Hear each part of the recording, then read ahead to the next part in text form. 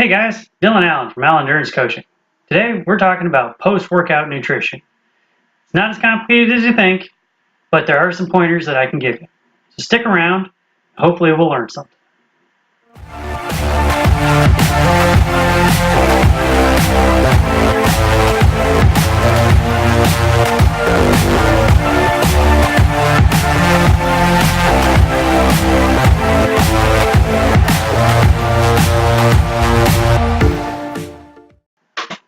Alright, so post-workout nutrition. Probably the best place to start with this is understanding what the purpose of that post-workout snack, meal, whatever is. And that's going to vary depending on the workout. If it's a really hard workout where you're either running really fast, pushing really hard, hard hill repeats, weightlifting, something that's going to cause physical trauma to your muscle tissue, then you probably want to get it in a little bit of protein. Quick little caveat before we get going that I forgot to put in before. I am not a registered nutrition or dietitian, so take anything I say about nutrition with a grain of salt. I know some things. Hi, Lucy. I know some things, but I am not a nutrition expert. A little bit of backload. We almost always want to refuel and top off the glycogen. Either after a hard workout, we're trying to replace the glycogen we burned off because we're operating at a higher intensity, or we're trying to top off the glycogen so we have those stores there for the next time we're doing a hard workout. So, and it can be both. I mean, we might need to do both, as well as replenishing water and electrolytes and all that kind of stuff. And so one of the things to keep in mind is depending on what we need to do, it's going to change what we need to eat. If we're trying to repair muscle damage, we need to get some protein. Trying to top off the glycogen stores, we're going to need some carbohydrates. If we're trying to replenish the water and electrolyte levels and loads in our body because we're sweating a lot, this is especially important in the summer, we're going to need some high water content fruits and veggies, and probably some salt as well. And then if we're trying to replenish some broken down red blood cells, because we go through those as endurance athletes, we go through a lot of red blood cells. And they can't repair themselves. They don't actually have nuclei in them. So they can't make their own proteins. They get made in our bone marrow, and then we use them until they fall apart. The good news is we're really good at recycling a lot of those broken down proteins and amino acids and lipids and all the stuff that makes up those red blood cells, as well as any other tissue in our body. Have something like a 98% recycle rate or something like that. But we do need to replace them. And in order to do that, one of the things that's real common for endurance athletes to be missing or low on is iron, just because we go through so many red blood cells, and we need that iron to replenish those blood cells because it's what makes the hemoglobin. And the hemoglobin is the actual structure inside the red blood cell that oxygen sticks to so we can actually transport it to our muscles where we're using it. So, how do we do this? My personal favorite way to get these nutrients and water into me as soon as I get done with a workout is with a smoothie. I love me a green smoothie. And so, especially during the summer, it's cold, so we're going to get our core temperature down fairly quickly so our GI tract starts operating again. Because if all our blood's going to our skin to get our core temperature down, we're not actually digesting and assimilating the stuff we're putting in. Which means it's not going to get to our muscles in that critical 45, 60-minute window so that we can actually do that immediate repair right after the workout. So, it's cold, gets the core temperature down. It's easy to load it up with fruits and veggies. Lots of berries, got lots of antioxidants in it. Aerobic respiration is an oxidative process, which means you're going to be making some free radicals. Those antioxidants that are in berries are great for catching those free radicals and making it so they don't do more damage while they're floating around inside of our cells. The more damage we can prevent from happening while we're just sitting around after the workout, the better. That means we're going to recover faster, and it's not going to take as much work to get stuff back up to 100% operational capacity. So we got berries. Normally I get some pineapple and mango in there because, well, I like mango. But pineapple has a natural anti-inflammatory in it. I forget the technical jargon for that particular type of compound, but it starts with a B. I'll look it up for you and get back to you on it. But it's got an anti-inflammatory. That's just part of being in pineapple. And so pineapple's good. I will admit, pineapple farming is not the best for the environment. It's actually one of the leading causes, apparently, for tapir declines in Central America, because pineapple farming has become like the new cash crop. And so entire sections of rainforest are getting cleared so that people can grow pineapples, because they're super broke and need to make money. So it's kind of the new cash crop. It's pineapple, and it's monoculture. It's like the giant corn and soybean fields we have in the Midwest, just the pineapples. So I try not to eat too much pineapple. Unfortunately, I live in a small town where I don't really have great access to, environmentally friendly pineapple, whatever you want to call it. So I kind of make do with what I can get. But that's neither here nor there. So I normally put some pineapple in there. Some frozen mango is normally pretty good for me. And then I also tend to put in some kind of a protein source, just because after a workout, if I'm beat up, and that protein source is normally peanuts or peanut butter.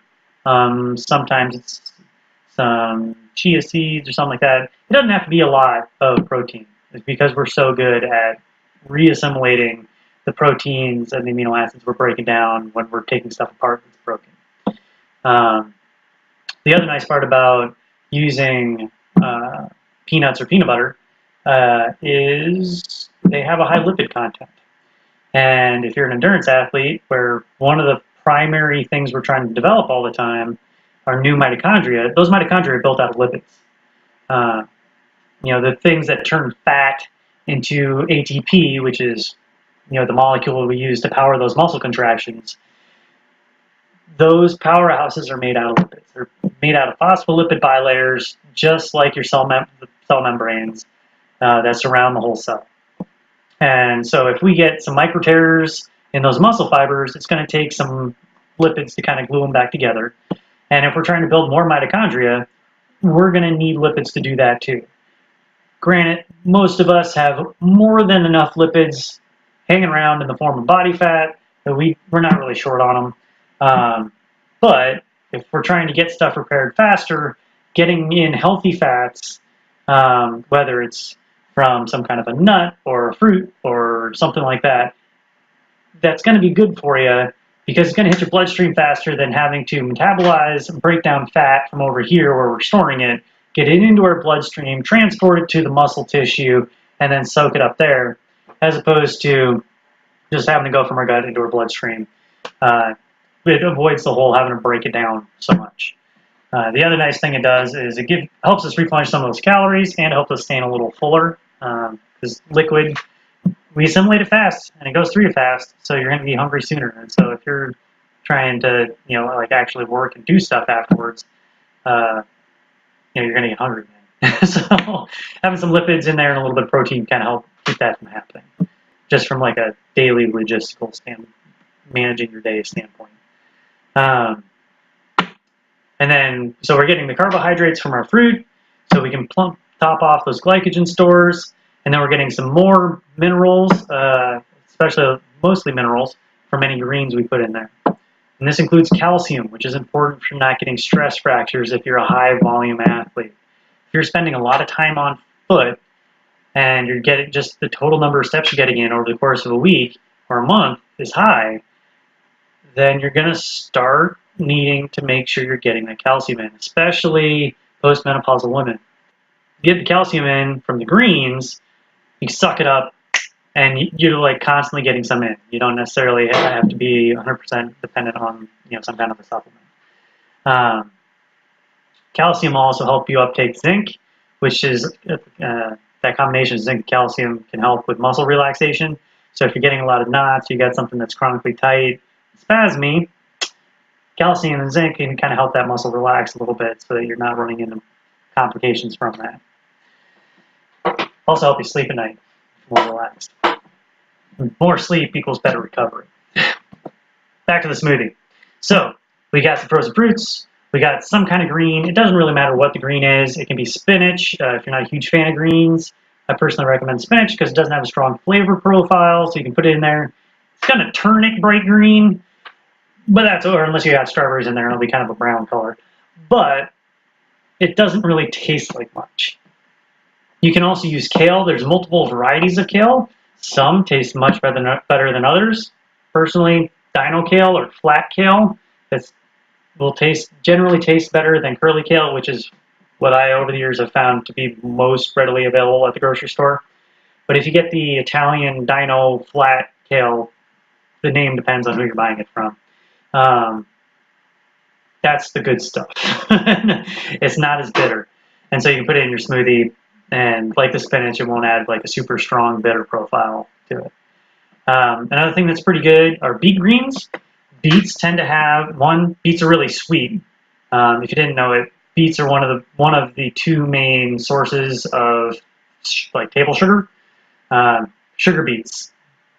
You refine them down, you get table sugar.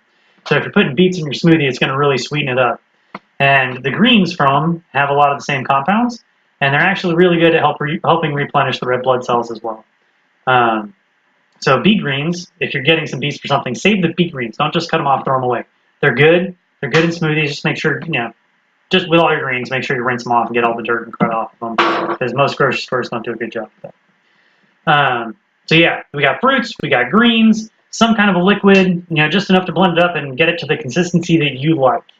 Obviously, the more water we're getting in, the more water we're going to replenish. If you're like me and you're a heavy sweater, it's not uncommon for me to lose 5 or 6 pounds over the course of a long workout, especially during the summer. It's hot, it's humid here in Louisiana. I sweat a lot. I lose a lot of water and I lose a lot of salt. So I got to get those back in me. So normally, if I have it, I'll use almond milk, just because I get a little more nutrition in there than just straight up water. But if I don't, I'll just put water in there until it gets to the consistency I want, so it'll all blend up and not be chunky or super thick. If you want it a little thicker, you can add some oats to it or some chia seeds. Those will both help thicken it up a little bit. I've known plenty of people over the years that like adding yogurt to it. Calcium and iron, they don't mix well. So if you're trying to get some iron in to replenish some of the red blood cells, you probably don't want to do it in the same meal you're putting a bunch of calcium in you, because then you're not going to get a ton of either one because they block each other's absorption. I do know that. So, fruits, veggies, some kind of berry for the antioxidants, some other fruits, you get the carbohydrates in you and some other vitamins and minerals. You get lots of vitamins and minerals out of greens, a bunch of water, and that way we can replenish those water levels so we're not dehydrated, because it's really hard to recover if you're dehydrated. Blood's really thick, it doesn't move well, stuff's not moving and grooving the way it's supposed to be, and yeah, so you got to get that water back in you. One way you can make sure you're getting enough water in is weigh yourself before and after your workout, and you'll know how much you're missing. 1 gallon of water weighs 8 pounds, so that's a good little tidbit for you. So, after a really hard race or really hard workout, I've known people that like to go out to eat. Typically, if you go out to eat, you're going to get a saltier dinner than if you make it at home, just by the nature of going to a restaurant. My go-to after a marathon, I won't lie, is fish and chips. It's delicious. Not the healthiest meal in the world, but it's got a lot of salt in it, and I go through a lot of salt. It's got some protein in it, and it's got some carbohydrates in it. And quite frankly, after a long race, it's okay to have a cheat meal. That's okay. It is delicious, and it goes great with a Guinness. But after most hard workouts, I'm trying to prioritize recovery immediately. We have that 30 to 60-minute window. Get that green smoothie in you. It'll help. You can play with the proportions of fruits and veggies. You can play with how liquidy you want it, how thick you want it, what you add as your thickening agent, oats. If you got some old rice, that works great. You can put chia seeds in there. That'll really thicken it up, especially let it sit for a while. And big tip here, and not that I'm that great about doing this myself, but if you find yourself mentally cooked after a workout because you're dehydrated, your glycogen levels are down, so your brain's not working at 100%, you're hungry and you're just going to grab the first thing you see. One thing you can do is you can make your smoothie before you leave for your workout, if you're running from home. Make your smoothie before you leave, put it in the fridge so it's cold when you get back. Go get your workout in. When you get back, snag it and start drinking it as you're stretching. Because you got to stretch when you get done working out, right? So start drinking it while you're stretching. That way, one, it'll help get the core temperature down. Two, we're immediately starting to replenish some of those carbohydrates and the water. And because that core temperature is getting pulled down, that's going to help reactivate that gastrointestinal tract so we can actually transport those nutrients to our muscles, which are bits that are beat up after a hard workout. Another little side note, we do need some lipids. We don't need a ton, but cashews and peanuts go great in smoothies. And yeah, a great way to get some lipids in you that are fairly healthy for you. So, all that being said, again, I am not a nutritionist or dietitian. Consult your doctor before starting any new nutrition thing. Not that most doctors don't have a ton of nutrition training. Consult a dietitian. Those are the folks who really know what they're talking about if you need help with nutrition. I can give you some pointers. Talk to a dietitian if you really want some help. If you need a link to a good one, leave me a comment down below or shoot me an email. I'll be more than happy to get in touch with you and see what I can do to help you out. If you have any questions, comments, if there's anything you would like to see in a future video, leave a comment down below. I would love to hear what you guys do for part of your post-workout recovery. You know, be sure to hit that subscribe button, hit the notification bell over there, share this with your friends, keep me posted, let me know what you're doing, and stay tuned. Until next time, train smart.